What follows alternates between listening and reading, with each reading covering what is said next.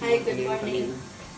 Sister and brother, Happy Mother's Day sa inyong mga kapatid ko, pinakamamahal ko, Edith, and Leslie, Amira, Angie, and Chi, and Marie. I love you so much. Happy Mother's Day to all of you. Sana lagi kayong malakas at masaya. Ako, masaya din ako para sa inyo.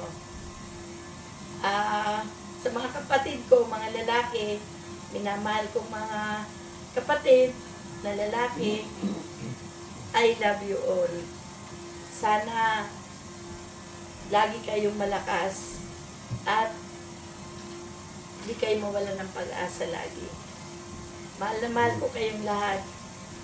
I love you. I love you all. Salamat. Happy Mother's Day again. Diba?